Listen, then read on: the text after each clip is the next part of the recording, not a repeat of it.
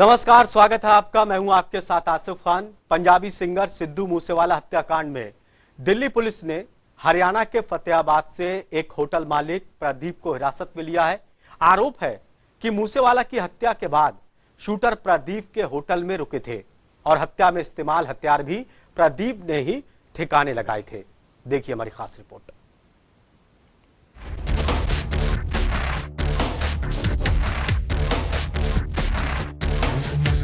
सिद्धू मूसेवाला की हत्या में शामिल शूटरों की गिरफ्तारी के बाद दिल्ली क्राइम ब्रांच ने हिसार के गांव किरमारा से 2 युवकों को हिरासत में लिया था। इनके पास से ही वारदात में इस्तेमाल हथियार बरामद किए गए थे। इन युवकों से मिले इनपुट के आधार पर दिल्ली क्राइम ब्रांच ने फतेहाबाद में छापा मारकर 2 युवकों प्रदीप और पवन गुर्जर को हिरासत में लिया है। इन पर हत्यारों को पनाह देने का आरोप है। जानकारी के मुताबिक सिद्धू मूसेवाला की हत्या में शामिल 2 शूटर वारदात के बाद फतेहाबाद के भट्टू रोड पर स्थित एक होटल में रुके थे। यह होटल प्रदीप का बताया जा रहा है। जांच में सामने आया कि शूटर ने मूसेवाला की हत्या में इस्तेमाल हथियारों वाला बैग प्रदीप को सौंपा था और प्रदीप ने ही इस बैग को ठिकाने लगाया था। बाद में ये हथियार हिसार के गाँव किरमारा से बरामद हुए थे। हिसार के किरमारा गांव से दिल्ली पुलिस ने जिन 2 युवकों को पकड़ा था, उनका प्रदीप के साथ कार खरीदने बेचने का काम था। ऐसे में उनकी प्रदीप के साथ दोस्ती थी। दिल्ली पुलिस ने प्रदीप और उसके एक दोस्त पवन को हिरासत में लेकर पूछताछ शुरू कर दी है। वहीं फतेहाबाद के एसपी सुरेंद्र सिंह ने बताया कि उनके पास फतेहाबाद से दिल्ली पुलिस द्वारा किसी भी गिरफ्तारी की कोई सूचना नहीं है। ब्यूरो रिपोर्ट, जनता टीवी। ज्यादा बातचीत के लिए फतेहाबाद से हमारे संवाददाता रमेश कुमार हमारे साथ सीधे जुड़ गए। रमेश, क्या कुछ कार्रवाई आज दिल्ली की क्राइम ब्रांच ने की है?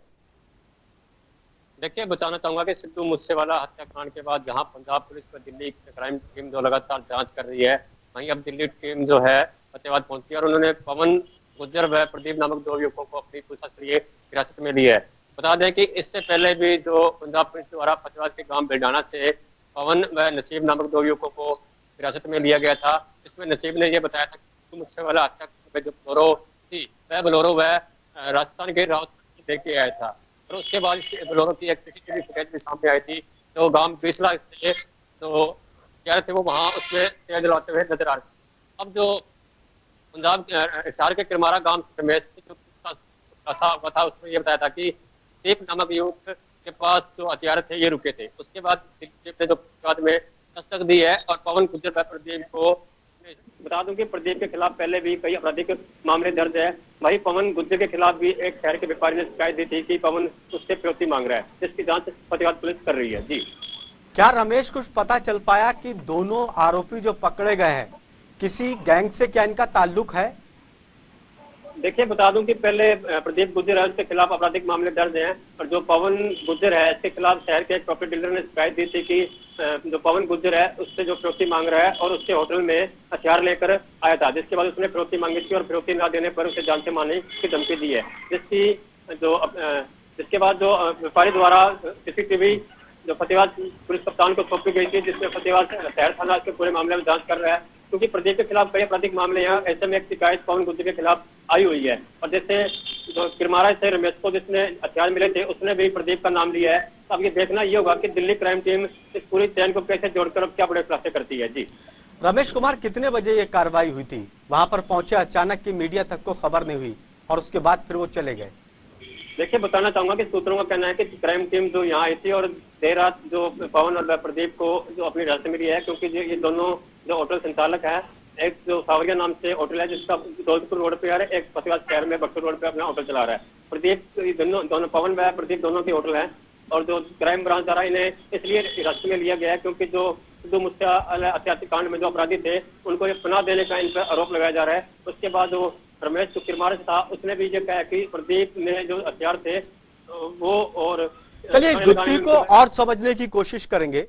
रमेश कुमार, आप हमारे साथ बने रहिए। महाराज सिंह है, पूर्व पुलिस अधिकारी हैं, हमारे साथ जुड़ चुके हैं। महाराज सिंह जी, स्वागत है जनता टीवी में आपका। नमस्कार। नमस्कार जी। महाराज सिंह जी, कई राज्यों की पुलिस खंगाल रही है सिद्धू मूसेवाले के आरोपियों को, कई को गिरफ्तार कर चुकी है। आपसे जानना चाहेंगे कि ऐसे में क्या पेच फंसता है जब कई राज्यों की पुलिस जांच करती है? पेच दो तरह की बातें हैं। मैं ताजा उदाहरण आपको बताता हूँ। मैं उसके केस के मतलब डिटेल में नहीं जाऊंगा, लेकिन मैं क्योंकि एक एफआईआर थी, आपको याद होगा, पंजाब पुलिस दिल्ली गई थी, एक आदमी को गिरफ्तार करके लाई थी, हरियाणा पुलिस ने उसे पीछे छुड़ा के दिल्ली पुलिस को दे दिया था। जो आपस की कोऑर्डिनेशन और कोऑपरेशन किसी वजह से पुलिस की कम होती है, इसमें तो पॉलिटिकल वजह से कोऑर्डिनेशन और कोऑपरेशन कम हुई थी, लेकिन किसी भी वजह से अगर कोऑर्डिनेशन और कोऑपरेशन कम होती है किसी भी तरफ से पुलिस की जो है, क्योंकि जहां से आप क्रिमिनल को पकड़ते हो वो पुलिस आपको कितना कोऑपरेट या कोऑर्डिनेट कर रही है उस पर बहुत डिपेंड करता है। वो किन हालात में आपको कोऑपरेट या कोऑर्डिनेट नहीं कर रही है, इसके अब पहले इसमें पॉलिटिकल एंगल नहीं होता था।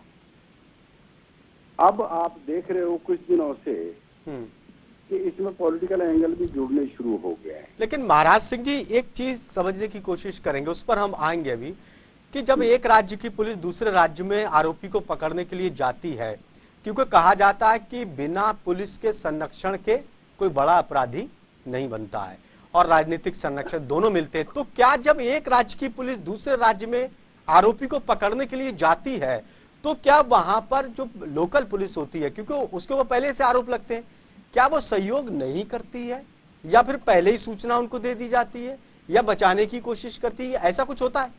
देखिए, आम तौर से मतलब अगर हम पुलिस की बात करें, इंडिविजुअल की बात ना करके पुलिस की बात करें, तो सीआरपीसी कहती है कि हम कोऑपरेट करें, कोऑर्डिनेट करें, और पुलिस कोऑपरेट और कोऑर्डिनेट भी करती रही है।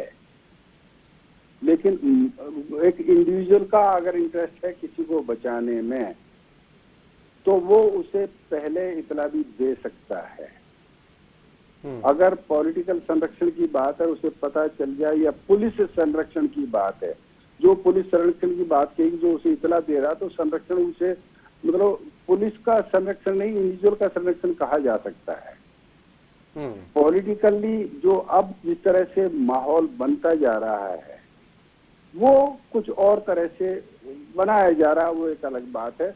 और पुलिस अगर अपने आप को पॉलिटिसाइज करेगी तो काम में रुकावट तो पुलिस के में पड़ेगा, पॉलिटिकल पार्टी के काम में रुकावट नहीं पड़ेगी। महाराज सिंह जी, फिर पुलिस के ऊपर ही सवाल खड़े होंगे, बात आपकी ठीक है। बिल्कुल। एक चीज और समझने की कोशिश करेंगे, क्योंकि पुलिस के पास लोकल जासूस होते हैं, इसी तरह जो आपराधिक छवि रखते हैं उनके पास भी पुलिस से सूचनाएं उनके पास तक पहुंचती है, सारी चीज होती है। क्या इससे भी कुछ परेशानी होती है? एक मिनट, मैं इसे थोड़ा सा और तरह से बात करूंगा जी। जिसका पॉलिटिकल बैकग्राउंड होता है उसका रिकॉर्ड पुलिस स्टेशन में होता है, जिसे हम हिस्ट्री शीट कह सकते हैं आपकी भाषा में, उसे बैड करेक्टर की बातें कर सकते हैं, जो भी आप उसे नाम, उसे बदमाश की, जो भी जिस भाषा में आप समझ सको, वो रिकॉर्ड जो है उसकी गतिविधियां किस थाने तक हैं उसका रिकॉर्ड भी उनके पास होता है। सपोज एक सिंपल सी आपको उदाहरण में देता हूं कि दिल्ली का कोई बासिंदा है और वो हरियाणा में कहीं पे क्राइम करता है, तो उसका रिकॉर्ड जिस थाने में उसने क्राइम किया वहां भी होगा, जिस थाने का वो रहने वाला है वहां पे भी होगा, और जिस थाने का वो रहने वाला उस थाने वालों को ये पता होता है कि इसका एरिया ऑफ ऑपरेशन कहाँ कहाँ है, और जिस थाने पे क्राइम हुआ उसके पास ये है कि आपके थाने में इस किस्म की क्राइम करने वाले किस किस एरिया के लोग आते हैं।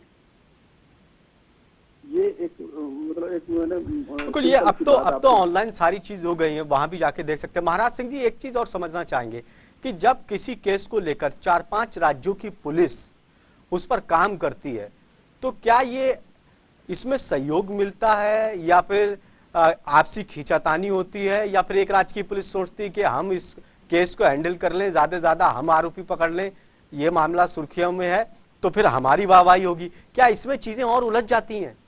हाँ, इसमें जैसे उलझ सिद्धू जाती मूसेवाला के मामले में हो रहा है? है। ऐसे उलझ जाती हैं, ऐसे उलझती हैं। अब देखिए, मेन केस कहाँ का? मेन केस वहाँ पंजाब का?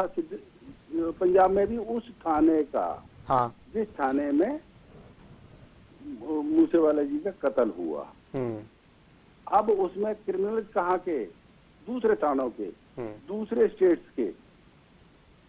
अब मान लो मैं लगा हुआ हूँ दिल्ली किसी थाने में, और मेरे एरिया का कोई क्रिमिनल उसमें इन्वॉल्व है, और मुझे उसका पता चल जाए, तो जो आप थोड़ी देर पहले कह रहे थे कि मैं नंबर बनाने के लिए मैं ये चाहूंगा कि उसे गिरफ्तार मैं करूं, तो मेरे जो आप कह रहे हो कि नंबर बनाने के लिए अगर कोई आदमी उसे कर रहा है, तो उससे सबसे बड़ा फर्क जो पड़ता है वो जहां क्राइम हुआ है क्रिमिनल को, वहां अगर वो होता है तो वो कड़ियां जुड़ती हैं, और दूसरी जगह अगर वो दूसरे वाले नंबर बनाने के लिए कुछ करते हैं तो वो कड़ियां कुछ मिस हो जाती हैं।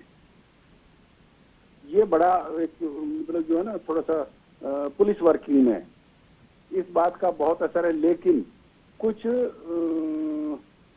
इंटरेस्टेड कहूं या कुछ और शब्द कहूं, मैं नहीं समझ पा रहा, लेकिन कुछ लोग नंबर बनाने के चक्कर में केस को खराब कर देते हैं। खराब हो जाता है महाराज जी। अब एक चीज और देखिए आप। हाँ, हेलो, चलिए अब हेलो। महाराज जी, हाँ जी, हाँ जी। महाराज सिंह जी, आप हमारे साथ जुड़े रहिए। एक और पुलिस अधिकारी हमारे साथ जुड़ गए हैं, सम्मानित इंद्र सिंह सैनी जी हैं, रिटायर्ड एसपी हैं, ये भी हमारे साथ जुड़ गए। इंद्र सिंह सैनी जी, सुन पा रहे हैं आप? हाँ, सुन रहा हूं। सर, स्वागत है आपका जनता टीवी में, हमारे खास कार्यक्रम में। Thank you. सिद्धू मूसेवाले को लेकर हम चर्चा कर रहे थे। कई राज्यों की पुलिस इस मामले को लेकर छानबीन कर रही है। आज भी गिरफ्तारी हरियाणा के अंदर 2 आरोपियों की हुई है। दिल्ली की क्राइम ब्रांच ने उनको गिरफ्तार किया है। कई राज्यों से तार इसके जुड़ चुके हैं, गुजरात से भी गिरफ्तार कर चुके हैं। विदेश में बैठे गैंगस्टर भी इसकी प्लानिंग करते हैं, दिल्ली से इसकी प्लानिंग होती है, पंजाब में हत्या की जाती। तो लग रहा है कि ये जो केस है अंतर्राष्ट्रीय स्तर पर पूरी तरह से जुड़ गया। तो ऐसे केस को हल करने में एक वक्त लगता है, क्या क्या इसमें दिक्कतें आती हैं? एक्चुअली दिक्कतों कुछ नहीं आती। जो भी एसआईटी बनती है ना, वो 4th क्लास से लेकर के उसके इंचार्ज और डीजी साहब तक सब अपना एफर्ट्स करते हैं। बस इसके 2 फायदे हैं। अलग अलग स्टेट्स में एसआईटी जो बनती है ना, उनका आपस में कॉम्बिनेशन या ट्रांसफर ऑफ इंफॉर्मेशन का जो है चक्कर रहता है। और थोड़ा सा मॉडर्नाइजेशन पुलिस में होगी। आजकल ईगो का सवाल है, आदमी में हर आदमी अपनी क्रेडिट लेना चाहता है। वो क्रेडिट के उस पे बजाय इंफॉर्मेशन ट्रांसफर करने के या इमदाद लेने के, वो ऐसा आजकल ज्यादा हो रहा है, इसीलिए ये लंबा चल पड़ता है। अदरवाइज तो एसआईटी दिल्ली की भी वही पूरा जोर लगाती है, हरियाणा की भी जोर लगाती है, पंजाब की भी लगाती है। एफर्ट्स हर एसआईटी, जब एसआईटी में जिस अफसर का नाम आता है उसके दिमाग में की गो होती है कि बेटा नहीं ये कुछ करना है, वो करता है। 100 रेड करेगा, 2 में कामयाबी मिलेगी। नहीं तो इसमें जैसे इंद्र जी आप कह रहे हैं कि एक दूसरे से सूचनाएं छुपाना, उसमें ऐसा लगता है कि हम इस केस को पूरी तरह से सॉल्व करें, तो उसमें क्या और चीजें खराब हो जाती हैं? हाँ, इसके बेनिफिट भी ऐसा होता है क्या? जानना नहीं, चाह रहे हैं। ऐसा तो पहले तो नहीं होता था। पहले तो एक्चुअली जब होता था कोई ऐसा गैंग मिल जाता था तो उसके हर स्टेट अपना एक प्रोटोकॉल अफसर बना देती थी। भाई आप इसको शाम को तीनों प्रोटोकॉल अफसर बात करेंगे और फिर वो अपने डीजी को ब्रीफ करते थे। आजकल ये थोड़ा सा इकोसिस्टम बना हुआ है, क्रेडिट लेने के लिए अखबार में टीवी में आने के लिए थोड़ा सा ऐसा हो जाता है। अदरवाइज तो अगर कोई घटना हो जाएगी फिर भी तो उसने इंफॉर्मेशन देनी पड़ेगी। मान लो मैं हूँ इंद्र सिंह सैनी जी, आप बताइए ऐसा कैसे हो जाता है कि जेल में कैदी प्लानिंग करते हैं, दूसरे राज्यों के शूटरों को हायर करते हैं और एक राज्य में जाकर उसकी हत्या कर दी जाती है। जेल से कैसे सारे सिस्टम चल रहे हैं? ये गैंगस्टर तो जेल में है लेकिन इनका पूरा नेटवर्क चल रहा है।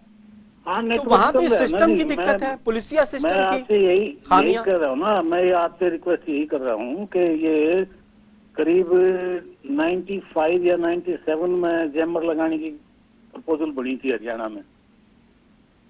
आज तक तो जैमर लगा नहीं। तो ऐसा चलता ही रहेगा ये जब तक कोई टेक्निकली, ये जो एडवांस क्रिमिनल जो है ना वो एडवांस टेक्निकल करते हैं, टेक्निकल अपना लेते हैं, हमारे पास वो है ही नहीं। लॉरेंस बिश्नोई तो दिल्ली के हाईटेक जेलों में बंद है, फिर भी वहां से ये पूरा सिस्टम चला रहे हैं अपना। इस सिस्टम तो चला क्या रहे हम, हमारी ये सोसाइटी है, जिस सोसाइटी से हम जैसे आदमी है हम आदमी हैं, भर्ती होने के बाद पुलिस वाले बन जाते हैं, हमारी जमीर, हमारा दिमाग, हमारी टेंडेंसी तो वही रहती हैं। जो आज का ह्यूमन बीइंग है उसमें काफी चीजें आ गई ना, पहले थोड़ा बहुत ऑनेस्टी होती थी, इंटेग्रिटी होती थी, कुछ होता था, अब वो ऐसा है नहीं। अदरवाइज तो मोबाइल के अंदर काम ही क्या है। तो ऐसा सिस्टम है कि हम, लेकिन कहते हैं कि पुलिस को सब मालूम होता है, या कहें कि पुलिस के मिलीभगत के ही सब कुछ होता है। महाराज सिंह जी भी हमारे साथ है, रिटायर्ड एसपी है। महाराज जी सुन पा रहे हैं? महाराज जी, महाराज सिंह जी, इस पर क्या आपकी प्रतिक्रिया? जेल में सब कुछ बैठ के कैसे हो जाता है सारी चीजें? जो हमारे साथी बता रहे थे सैनी साहब, उसमें इंडिविजुअल का ही ज्यादा योगदान है कि जो लालची लोग हैं वो जब उसमें कोई चीज जाती है जेल में, आप देखिए, आप जेल में 2-3 जगह तलाशी लेके उसके बाद आदमी अंदर जाता है, और उसके बाद भी अगर मोबाइल अंदर जा रहा है तो उसमें किसका कसूर है? जो तलाशी ले रहे हैं उन्हीं का कसूर है ना। तो वहां पे कोई ना कोई लालची प्रवृत्ति का आदमी बीच में बैठा है जो मोबाइल को अंदर भेज रहा है या जो कनेक्टिविटी दे रहा है बाहर से। अभी ये मेरे ख्याल से 2-3 साल की बात होगी, आपके टीवी पे भी चला था, एक बहादुरगढ़ का पुलिस इंस्पेक्टर ने जेल में कांटेक्ट किया, गुड़गांव जेल में, याद होगा आपके शायद। अब एक पुलिस वाला ही कांटेक्ट कर रहा है जिसे ये पता होना चाहिए कि जेल में टेलीफोन नहीं होगा, लेकिन उसके पास ये इंफॉर्मेशन दी थी कि उसके पास टेलीफोन अंदर है। तो ये जो इंडिविजुअल लेवल पर हमारे यहाँ एक जलालत शुरू हुई है, और इसका खामियाजा फिर समाज के कई लोगों को भुगतना पड़ता है। इस सिस्टम को सही करने की जरूरत है। मैं 2 चीजों की बात करूंगा इसमें। वक्त की कमी है सर मेरे पास।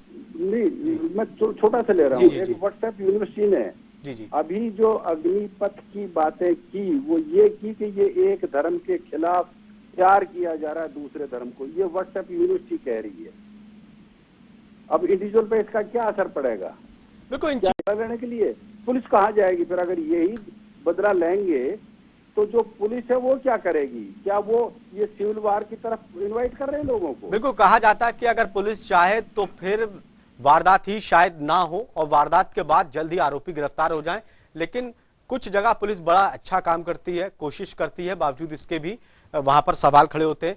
बहुत से पुलिसकर्मी बहुत बेहतर काम कर रहे हैं, उनके काम को लेकर पूरा पुलिस डिपार्टमेंट सम्मानित भी होता है। तो कुछ लोग ऐसा काम करते हैं जिसकी वजह से पुलिस का सिस्टम पूरा सवालों के घेरे में खड़ा हो जाता है। कुल मिला के मूसावाला हत्याकांड को लेकर कई आरोपी गिरफ्तार हो चुके हैं।